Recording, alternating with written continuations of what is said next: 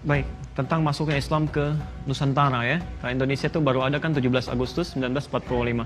Pertama, kita klarifikasi dulu bahwa ya, Islam itu sesungguhnya masuk ke Nusantara itu dalam fase yang sangat awal. Ya, di pelajaran-pelajaran sekolah, termasuk anak-anak SD sampai SMP disebutkan abad ke-14 kan? Atau ke-13.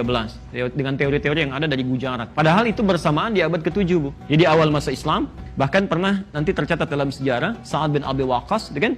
Itu dalam satu ekspedisi pernah ikut sampai ke kota Baros, 414 km dari kota Medan, ya, di kota Baros. Jadi dari awal abad ke-7 sudah ada, sudah masuk, kan? Ini sudah bersamaan. Dan tidak benar kalau agama pertama di Nusantara itu Hindu, kemudian Islam datang. Tidak, itu bersamaan. Ya, baik Hindu ataupun Islam itu sudah bersamaan, ada dalam dakwah dan sudah disebarkan. Dan yang datang itu bukan cuma pedagang dari Arab, Masya Allah, tidak. Orang-orang Arab yang datang itu, baik dari Hadramaut, yang dari Yaman dan sebagainya, itu bekali ilmu, ada misi dakwah. Ya, dipetakan daerahnya, dia kembali dia catat gitu kan. Kemudian dibekali misi dakwah, mereka berdagang ya sambil menyebarkan nilai-nilai keislaman. Sampai puncaknya, berdirilah kemudian kesultanan-kesultanan, kerajaan-kerajaan Islam di Nusantara dari mulai Sabang ya sampai dengan Merauke-nya. Dari Sumatera sampai ke ujung bagian timur. Bahkan di timur ini ada yang terkenal dengan kerajaan-kerajaan Islam. Dalam bahasa Arab kerajaan disebut dengan rajanya Malik, kerajanya Muluk. Dalam bahasa orang lokal disebut dengan Maluku. Ya, Maluku itu asalnya dari bahasa Arab yang ada kerajaan-kerajaan Islam. Karena di situ ada Ternate, ada Tidore, ada Bacan, ada Ambon dan macam-macam. Termasuk sampai ke Papua. Nah, kemudian di masa-masa di abad ke-13, nah ini yang harus diketahui. Abad ke-13 itu bukan awal masuknya Islam, tapi penguatan nilai-nilai keislamannya. Di orang tua dulu merintis ya, membawa Islam, ya kemudian ulama setelahnya mengajarkan nilai-nilai keislaman yang benar. Ya, bagaimana caranya misalnya sholat dengan baik, bagaimana cara bertauhid. Karena pada waktu itu masih diperkenalkan. Kan ada orang yang kenal Islam tapi belum bisa sholat dengan baik kan. Ya, saking hafalnya Al-Fatihah cepatnya luar biasa gitu kan. Ya, nah, ini persoalan-persoalan di sini. Maka diutuslah kemudian oleh Sultan Turki pada saat itu, ya kisaran tahun 1400-an. Ya, 1400-an, di awal masa ke-13, dari 1200 bahkan ya, 1200 sampai ke 1400-an, dikirimkan ulama-ulama. Ini ulama-ulama, awas hati-hati ya, hati-hati, yang dekat dengan Allah, yang paham tentang sistem kehidupan, dan tahu tentang fikih dakwah. Dalam bahasa Arab, orang yang punya ilmu dan dekat dengan Allah, itu bukan cuma disebut dengan ulama, tapi wali. Wali, jamaknya aulia. Ya, jamaknya aulia. Misal Quran surah kedua Al-Baqarah ayat 257. Posisi sebelah kanan paling atas. Allahu waliyul ladzina amanu yukhrijuhum minadh dhulumati ilan nur. Ya. Allah menjadi wali bagi orang-orang beriman. Maksudnya memberikan dia ilmu, berikan dia kekuatan dan sebagainya. Maka diutuslah 9 orang pada saat itu semuanya dari Arab. Ada dari Palestina, ya, ada Syekh Hasanuddin misalnya, ada dari Mesir, Syekh Ahmad Jumadil Kubra. Ahmad Jumadil Kubra ini ahli dakwah, ya ahli fikih juga, ahli Islam. Yang nanti punya 2 orang anak pertamanya dibawa ke Nusantara, anak keduanya tinggal di Mesir. Ahmad Jumadil Kubra berdakwah sampai ke ujung Sumatera nanti, dari Jawa. Ya. Siapa Ahmad Jumadil Kubra ini? Ya, seorang ulama besar dari Mesir, ahli dakwah, dibawa kemudian anaknya, salah satunya namanya Maulana Ishaq. Maulana Ishaq itu yang tadi, yang saya turunkan sampai muncul ke Haji Ahmad Dahlan, sampai muncul ke Haji Muhammad Hashim Asy'ari.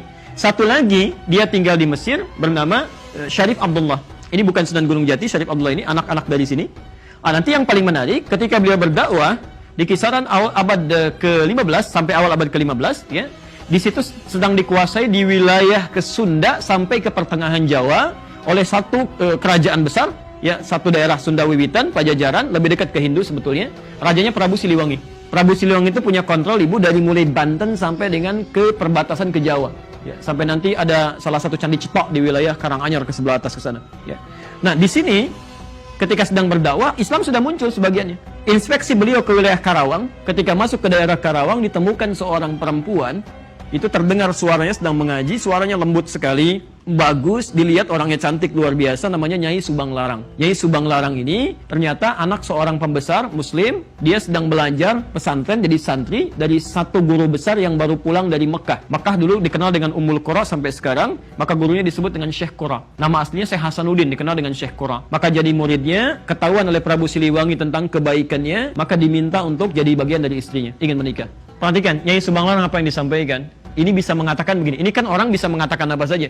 Tapi dengan kekuatan imannya dia katakan, lihat kalimatnya. Anda boleh nikahi saya kalau mau masuk Islam. Singkatnya mau. Kalau kalimat dikeluarkan dengan nilai keimanan, tidak pernah dipakai berdusta, ya tidak pernah dipakai maksiat, itu nanti Masya Allah ada kekuatan-kekuatan besar di situ yang Allah menggerakkan. Maka masuk Islamlah Prabu Siliwangi, nama aslinya Pamanah Rasa. Dari pernikahan itu melahirkan 3 orang anak, ya 2 laki-laki 1 perempuan. Anak pertama lahir tahun 1423, diberi nama dengan Walang Sungsang. Anak kedua lahir tahun 1426, diberi nama dengan Rara Santang. Anak ketiga lahir 1427, diberi nama dengan Raja Sengara. Semuanya masuk Islam. Walang Sungsang berganti nama menjadi Abdullah Iman, Rara Santang berganti nama menjadi Syarifah Mudaim. Dari tahun inilah kemudian keduanya pergi menunaikan ibadah haji, berangkat. Setelah berhaji ini, ternyata setelah selesai mau pulang bertemu dengan Syarif Abdullah. Syarif Abdullah jatuh hati kepada Syarifah Mudaim, minta izin untuk menikahi pada kakaknya, dinikahkan di situ. Maka ketika Abdullah Iman pulang ya ke daerahnya, ini Syarifah Mudaim gak ikut, disampaikan menikah dengan Syarif Abdullah. Ini pulang, ketika pulang oleh Prabu Siliwangi diberikan tempat di daerah Lemah Wungkuk. Lemah Wungkuk itu dulu banyak etnis di situ,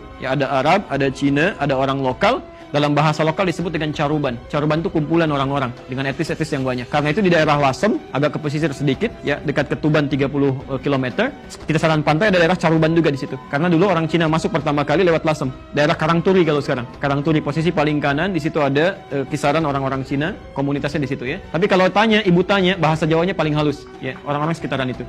Caruban. Nah kemudian ada biasa mereka membuat tentang rebon, ya dari udang itu campuran di situ. Maka sampai sekarang daerah itu untuk membedakan dengan yang di Lasem disebut dengan Cirebon. Ya, itu asalnya. Saya kembali, yang ini pergi ke Mesir, menikah dengan Syarif Abdullah, tinggal 20 tahun di sana, melahirkan seorang anak bernama Syarif Hidayatullah. Syarif Hidayatullah inilah yang kemudian pulang ketika menghadap kakeknya diberikan kewenangan di Gunung Jati, maka dikenal dengan Sunan Gunung Jati. Perhatikan pelan-pelan ya, Sunan Gunung Jati ini itu bukan termasuk yang 9 wali pertama. Ini generasi keempat. Jadi kayak Sunan Kalijaga, Sunan Gunung Jati itu orang lokal. Maksudnya dari campuran sebelumnya. 9 wali yang pertama itu bukan dari yang orang-orang ini generasi keempat, yang awal. Ada yang dari Mesir, ada yang dari Maghrib, Maraka, ada yang dari Palestina, ada yang dari Persia. Ya, semuanya jumlahnya 9 orang. Ada dari Turki 2 orang. Nah, ini poinnya. Ketika kembali sampai ke sini, diberikan kewenangan, Nyai Subang Larang ingin menengok kemudian Abdullah Iman di Cirebon, sampai di perjalanan singkatnya meninggal dunia.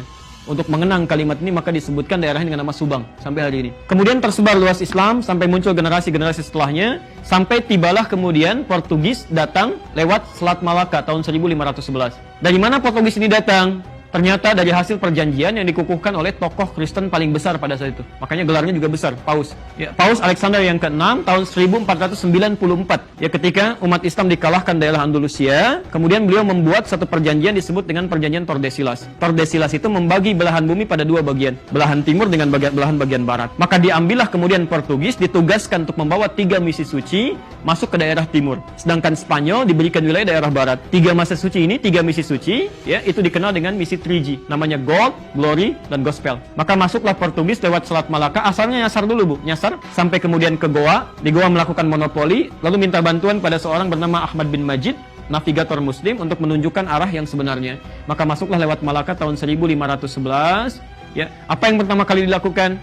Pertama memonopoli perdagangan, kedua membuat rumah ibadah, misi Gospel, ya. Kristenisasi. Rumah ibadah dalam bahasa Portugis disebut dengan igreja. Orang kita menyebutnya dengan gereja kemudian. Jadi gereja itu asalnya bukan dari bahasa Indonesia tapi dari bahasa Portugis. Didirikanlah di situ, orang mulai ikut-ikutan. Ya, orang-orang Portugis saat itu ibadahnya itu 2 hari setelah orang Islam. Kalau orang Islam itu ibadah tiap pekan kemana? Jumatan ya, ke masjid ya. Jumat. Setelah hari Jumat, setelah hari Sabtu nggak ada Minggu. Nggak ada Minggu. Adanya Ahad asalnya. Dari mana muncul Minggu? Karena orang-orang Portugis saat ibadah itu tidak langsung nyambung dengan Tuhannya. Mereka perlu perantara. Sampai hari ini. Jadi kalau misalnya punya dosa, itu penembusan dosanya nggak minta sama Tuhan, minta sama Bapak. Datang ke situ, Bapak saya salah tadi begini gitu kan. Baik, lalu kata bapaknya begini. Kata orangnya kalau bapak salah kemana gitu kan. Baik, jadi intinya dia lewat orang suci.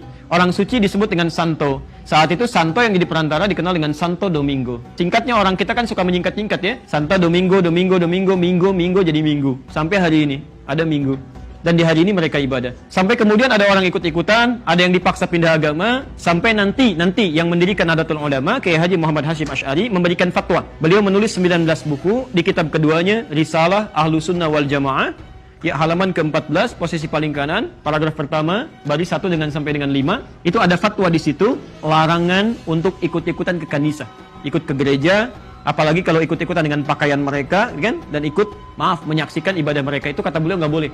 Itu fatwa pertama. Saya persingkat, saya tutup di sini. Sampai kemudian datanglah Portugis, dikalah di sini, dia ingin menguatkan bentengnya. Ketika datang Portugis ke wilayah ini, Ternyata Spanyol merasa saya nggak dapat apa-apa di barat itu. Maka disusullah kemudian ke timur, perginya ke Filipina, ke daerah Sulu, dipimpin oleh Magalhães. Ya, Portugis dipimpin oleh Alfonso de Albuquerque, kemudian ini dipimpin oleh Magalhães tahun 1519. Tahun 1519 takut karena ada persaingan, maka dibuatlah kemudian benteng di daerah Sunda Kelapa. Datang ke Sunda Kelapa di pinggir pantai dibikin benteng. Saat masuk ke sini itu kemudian mohon maaf ya, maaf sekali lagi, menyerang penduduknya, mencelakai, membangun tempat ibadah, sehingga Sunan Gunung Jati yang diberikan kekuasaan tadi mengutus menantunya. Beliau punya dua anak pertama namanya Muhammad laki-laki, kedua perempuan, menikah dengan seorang jenderal besar, soleh dekat dengan Allah.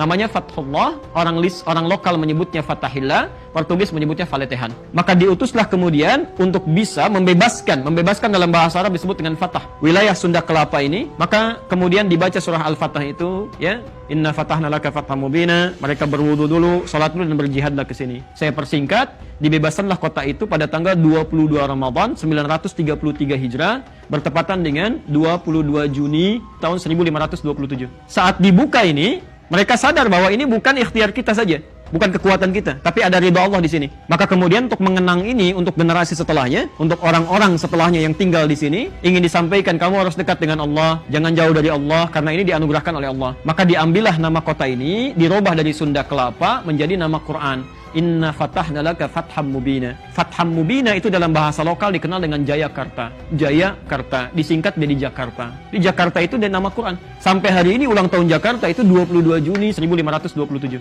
Sebelum Indonesia merdeka. Jadi sebetulnya orang-orang dulu membebaskan dari penjajahan, dari kristenisasi dan sebagainya. Makanya para ulama-ulama kita itu sangat luar biasa, ingin dijaga dekat dengan Allah, jangan sampai turun bencana gitu ya. Ini poinnya.